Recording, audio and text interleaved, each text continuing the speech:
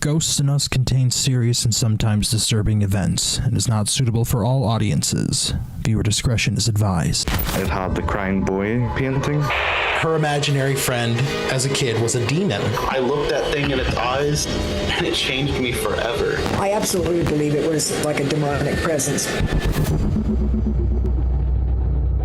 Hello, everybody. Welcome back to the Ghosts in Us podcast. Taylor, how are you doing this evening? Tired, not feeling good. Oh, I'm sorry. Gotta love that. Yeah. I wanted to start this podcast off with a little bit of housekeeping, something that I feel we should address because we have some pretty regular listeners. The podcast is no longer going on the main Ghosts in Us channel. The podcast now has its own individual channel called Ghosts in Us Podcast. That is where we are at right now if you're watching on YouTube. And you can look and that you up. just happen to, I was going to say, if you're watching this on YouTube because you clicked on a link from one of our Facebook posts or social media posts, anything. But yeah, the Ghost in Us podcast is now going on its own individual channel from now on. That is where you're going to see this kind of stuff. On our main channel, we'll be solely dedicated to Taylor vlogs, behind the scenes kind of stuff, and our full investigation videos. I feel like the podcast was really bringing the channel into a weird YouTube algorithm thing, and I just wanted to see if we can balance it out, and the podcast seemed like the most easy thing to just move to its own entity. So we'll have two channels now, but it's not going to be super difficult to keep up with it. So, but today we're going to be going into a topic Taylor and I have been wanting to cover for a while, I believe. And I have extensive notes written on my tablet, Taylor. Are you ready to hear about our topic? Yes. Today we are going to be talking about the Lake Michigan Triangle. You'd know that if you saw the title of the podcast, but Taylor and I've been wanting to talk about this. Taylor and I've been wanting to talk about this kind of anomaly for a while because Lake Michigan, for those who are new listeners, essentially has its own Bermuda Triangle where its ships will just go missing. Crew goes missing and never to be seen again. There's also rumors that Lake Michigan is a big paranormal hotspot for UFOs. And it hits so close to home because we grew up on the lake shore of Lake Michigan. Yeah. And I did a lot of research. I was telling Taylor that I had a lot of, I don't have a lot of notes. I have cohesive-ish notes that I wrote down. So I will be reading a lot from this tablet. But yeah, Taylor, if you're ready, we can dive right into the Lake Michigan Triangle. Let me get my scuba suit on. Oh, you're going to dive in. It's going to be cold, so be careful. Going snorkeling? I'm used to the cold. All right. The Lake Michigan Triangle is a stretch of water between Ludington, Benton Harbor, and Manitowoc. Oh, my town. Yeah, we're literally we grew up literally on one of the points of the Lake Michigan Triangle. Like its infamous cousin in the Atlantic, the Bermuda Triangle, this region has gained a chilling reputation for strange vanishings, unexplained lights, and mysteries that seem to defy reason. The story begins back in 1679 when the Lake Griffon, the first large ship to sail the Great Lakes, vanished with its crew and valuable cargo. Lake Griffon docked at La Grande Bay, which is now present-day Green Bay, loaded 12,000 pounds of fur, or 5,400 kilograms of fur, and set sail for Lake Erie. However, the vessel never arrived at her destination, and no confirmed remnants of the ship have ever been located.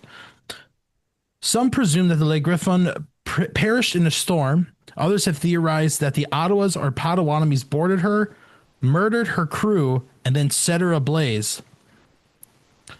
Renee Robert Cavalier. I hope I'm pronouncing. Taylor, I'm you today. I hope I pronounce these names right because these are all names I'm not used to saying. Renee Robert Cavalier, Sieur de la Salle, the ship's builder. Oh my gosh. It really is a whole different thing where you're gonna. Well, these are two describe different them. names, by the way. Rene Robert Cavalier is one name, and Sieur de la Salle, or I hope I'm pronouncing that right, the ship's builder, was convinced that the pilot and crew sunk the ship and made off with the fur. However, there's absolutely no evidence for any of these theories. Over the years, the blah, blah, blah, blah, blah. I can speak. Over the years, the disappearances piled up. In 1891, the schooner Thomas Hume set sail and was never seen again after dropping a shipment of lumber. Between 1875 and 1926, the Rosabelle was found capsized twice in Lake Michigan with no signs of her crew. The It was found Rosabelle twice. Yeah, so the Rosabelle, I think I had it in here somewhere else, I think. Okay. Sorry. I had that. I mentioned the Rosabelle here, but I also go into a little bit more about why the Rosabelle is actually important once we get to the 20s. In 1875, so 1875 and 1926, the Rosabelle ships had capsized twice in Lake Michigan with no signs of her crew. But in 1875, the car ferry crossing the lake discovered the schooner floating upside down. The 10-man crew who departed with the boat were never found. The ship was then turned over and returned to her port in Milwaukee, where she remained in service. In October 1921, the ship was ready to depart again with a load of potatoes and maple lumber. However, the ship's captain, Ed Johnson, refused to board the schooner. His son later stated that Johnson had a premonition that a disaster was about to occur. The crew could not convince Johnson to board the Rosabelle again, so they left without him. Days later, the ship was found capsized yet again with no signs of her crew. The stern was missing, indicating that there was a collision, but no ship reported having an accident. The United States Coast Guard, which dragged the schooner to Racine Harbor, later determined that there was no collision, and in 1950, tragedy struck the skies. Northwest Orient Flight 2501, carrying 58 people, went down over Lake Michigan, and to this day, no wreckage has ever been discovered. Do we know how deep Lake Michigan is? Fucking deep. There are points. I actually go into that a little bit, I think, in here. I think I put some notes in here about that. It's pretty deep. I'm almost done actually reading all my notes so we can discuss, but okay. I told you that this was going to be a shorter podcast. But perhaps the strangest story belongs to Stephen Kubacki. I think that's how you pronounce his last name. In 1978, the college student vanished while cross-country ice skiing along the frozen lakeshore. Search parties found only his abandoned skis and tracks that ended suddenly on the ice. 15 months later, Kubacki reappeared in Massachusetts, 700 miles away, with no memory of where he'd been or what had happened to him. And he's actually gone on shows going like, yeah, I have absolutely no idea what happened. Like, I think he's got a PhD now. Like, I think he's a doctor. It's fun. Like, he's got a doctorate. But yeah, he goes on like shows, and I think he wrote a book about his experience, like leading up to and then afterwards. So, Interesting. So what's going on with this patch of water? Scientists point to natural explanations: sudden squalls, rogue waves, and magnetic anomalies that can throw off navigational instruments. After all, Lake Michigan can produce storms just as deadly as the open ocean, but believers see something more. Reports of strange lights in the sky, stories of UFOs and energy vortexes, even the possibility of interdimensional portals lurking beneath the waves. So Lake Michigan's got it all. It's a paranormal hotspot. I will say, like, I will say, like, within the like 9 years that I've been at the Y, You've seen some three, shit. I've seen three deaths in that lake.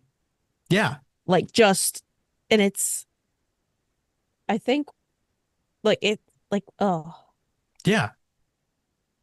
All right. And then there are the discoveries beneath the lake itself. In 2007, sonar scans revealed that Stonehenge-like rock formations are resting on the lake bed, complete with what some claim is a carving of a mastodon, hinting at human presence thousands of years ago. Even more recently, scientists uncovered dozens of massive craters and sinkholes beneath the water, raising new questions about the lake's unstable geology and its role in these mysteries. I was meant to say I, mysterious, I, but it's mysteries. I don't know if it was Lake Erie or Lake Michigan, but like more on, like Michigan side. But I know there's a statue of Jesus Yeah, underwater, yeah. and like when it's frozen, people can go over there and like look down in an ice hole and see Jesus. Yeah. So, so is the Lake Michigan Triangle a natural hazard zone, a product of geology and weather, or is it something stranger, an energy hotspot, or a window to another world, a place where time and space don't behave the way we expect? Here's where the conspiracy theories come in. Hmm. Theorists have blamed the triangle on a negative energy vortex. Energy vortexes are the idea that certain locations emit sacred, powerful, and transformational energy. Although vortexes are typically considered to promote positivity and healing, it's claimed that the vortexes with negative energy also exist. These locations are purportedly sources of danger and malevolence. There are ley line areas that intersect ancient structures and landmarks are often cited as the cause of energy vortexes. According to leyline maps, one runs down the middle of Lake Michigan. Others attribute the triangle's supposed vortex to a prehistoric structure under Lake Michigan discovered by archaeologists in 2007. The site is often referred to as the North American Stonehenge. Many others believe that occurrences in Lake Michigan Triangle are also caused by aliens, pointing to UFO sightings as evidence. And to that, I actually have to go to the Fox 17 online website. So let me just open that. They did actually a whole story about people remembering lights over Lake Michigan. This is in Michigan itself, mind you. Um, that's where Hmm. Fox 17 is located, is in West Michigan. They reported seeing strange lights over the Lake Michigan, and they actually remembered it 30 years later. Like, this is like a 30th anniversary article that was written last year. One witness, Cindy Pravda, saw four brilliant lights hovering over her Grand Haven home, casting silent shadows in the dark of night. She was on the phone with a friend, but she wasn't scared. They looked like moons, she said, who watched the otherworldly scene from inside her house for 30 minutes, awestruck. March 18th, 1994, reports of UFO activity took West Michigan by storm, with sightings stretching up and down the Lake Michigan shoreline. Quote, outer space or the other side of Antarctica, I don't know, said Pravda, a, quote, firm believer in alien life. Are they government? I don't know. I don't know. What Pravda saw that night, a series of bright lights that seemed to dart southwest across the state and out over the lake, and others had witnessed this as well. The 911 dispatch center in Ottawa County fielded calls for hours, with one resident calling the phenomena a string of Christmas lights in the late winter sky. If you want to watch the actual news package itself, I will make sure that the link is in the pinned comment under this on the YouTube version, and also in the description of the Spotify podcast version. But there's a lot of good bites in here and quotes saying, boy, you ought to have somebody take a look. They said, it's different. I've never seen anything like it. They ain't airplanes, said another caller. When the dispatch center couldn't explain the seemingly extraterrestrial couldn't explain the seemingly extraterrestrial. They phoned the National Weather Service. Working the night shift at the time, Jack Bouchong, a young meteorologist, answered, "We're sitting here going, now come on, there's got to be something more to this." The dispatcher told Bouchong, stationed at the Muskegon County Airport. Manipulating his radar settings, the meteorologist spotted a metallic object approximately 5,500 feet above South Haven. For a moment, it hovered at the high altitude, and then all of a sudden, it split up. Creeped out by the activity, Bouchong watched the dots on his radar move tens of miles at a time, often returning to a triangular formation before settling over open water in Lake Michigan, which was mostly frozen at the time due to an unseasonably cold winter. Quote, "They were probably there for water if they were something otherworldly," Bouchong said on the Friday interview with Fox 17. Quote, "It was moving in weird ways. What in the world could it have been?" And then they actually have images of newspapers, and it literally is making like headlines of like UFO sightings, a sign from heaven. Like that's one of the news articles. That's interesting. Yeah. So, So because sorry, I have one more. What's up? no, go ahead. I Oh. I have a theory of my own. Oh, okay. The sighting stole headlines in newspapers, and National Weather Service told Bouchong not to talk, even as his account matched with eyewitnesses. They didn't want to turn into the UFO reporting service, he said. "I was really worried about my job." 30 years later, still unsatisfied with easy explanations, whatever he saw something.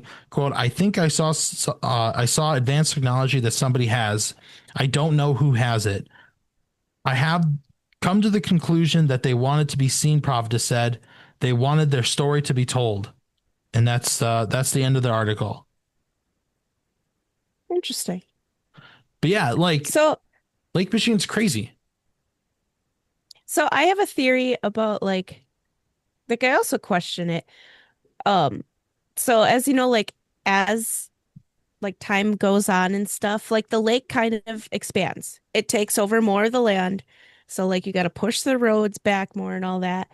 Um, so like maybe way back when it was much smaller, so like that Stonehenge thing could have been whatever. But since this area is filled with a lot of Native Americans Yeah. and their culture and their magic and rituals and all that, what if they like put some kind of like blessing or curse on the lake because of the people taking land, pushing them out, destroying their Yeah. like I mean, and that's the thing is their we'll never property. know. But Yeah. it does make me want to maybe explore it a little bit more since it's where we grew up and it's so close to home. Like Mhm.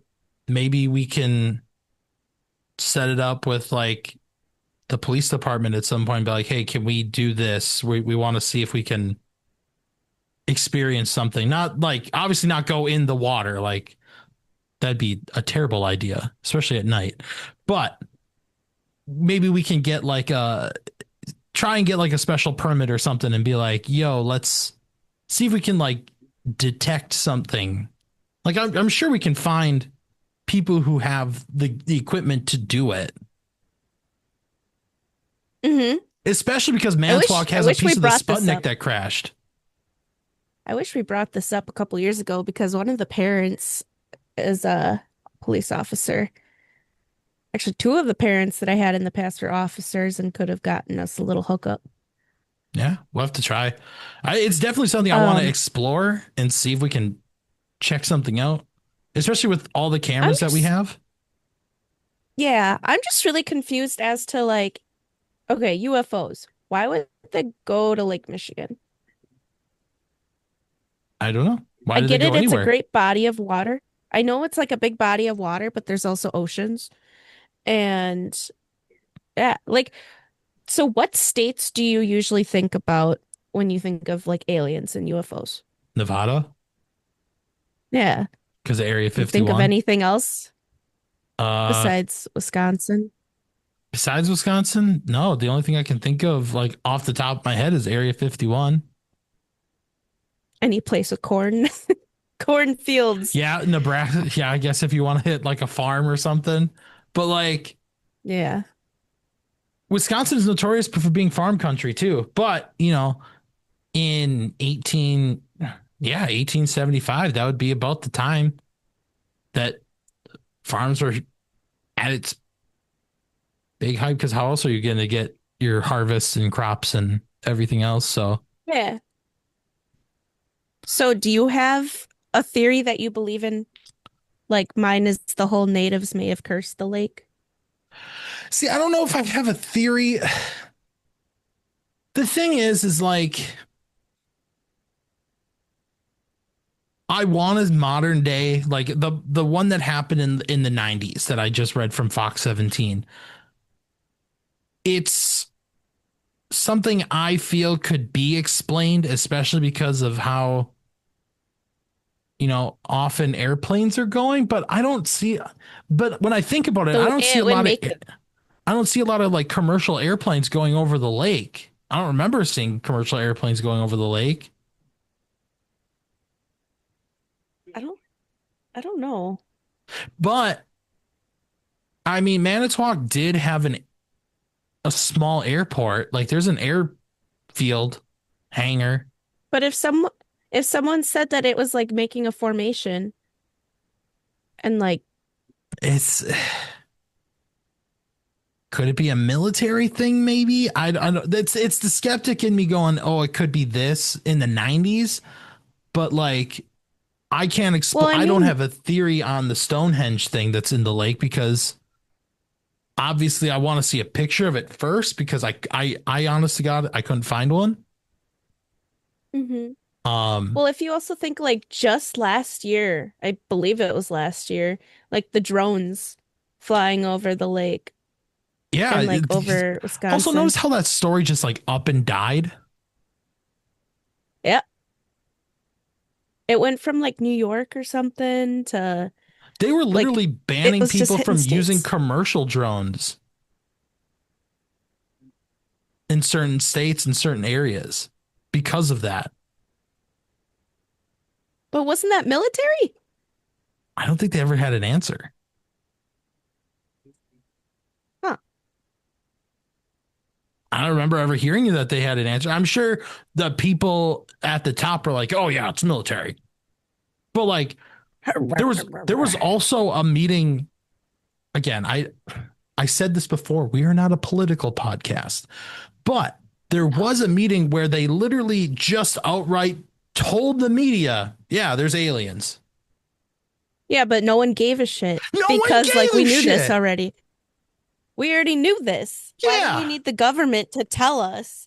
Yeah, but the governments are always the people who are just like keeping it hush hush and everything. You know what I mean? Yeah, no one was impressed. Because no one cared. We're like, yeah, all right, next. Mhm. But yeah, that is So- the Lake Michigan Triangle for what I have. My question for this podcast episode is what is the theory you believe in about the Lake Michigan Triangle? Yeah, Like, do you actually think it's real? send us an email or leave a comment down below on the YouTube version of this video, of this podcast, and let us know what you think. Do you believe in the Lake Michigan Triangle? I tend to because I want to think something's really close to where we grew up. It's literally a stone's throw away from where we live. It also would be really cool to try and explore if we can at night, if it's even like possible. Plus, I wonder because the USS Cobia, a World War II submarine, is at the Maritime Museum. Mhm. That submarine is supposedly haunted. Granted, it was used in World War II. It's got that kind of history attached to it already. But do you think maybe the lake is maybe amplifying it a little bit where it could be maybe something a little bit more, like There's think about there's the theory with the paranormal that water carries and Water's a amplifies conductor. everything. Yeah. But there's also the theory that a ghost can't cross the water. So where are we going with it? What are we doing with this? These are mermaid ghosts. Hey, ghosts. Yo, that'd be sick, actually. Mer ghosts. No, we're not going with Murgos. Oh, okay, we made that really funny. Well, thanks for listening to this podcast on very whatever short and sweet you are one. listening to. Yep, very short and sweet episode. If you guys have any information that you know about the Lake Michigan Triangle and want to throw it my way, I am very interested in hearing this out, because once I started doing this deep dive on it, I was just like, ooh, what else can I find? Ooh, what's this? Ooh, some ships, you know? Ooh, water's a little warm. That's pee. If you have any stories or experiences that you want to share with us, you can email us, DM us at any of our socials. You can be anonymous if you want, or you can just want me to butcher your name. Just Or have me butcher your name. I I will already butcher did it. But we would gladly have anyone on the podcast. Absolutely.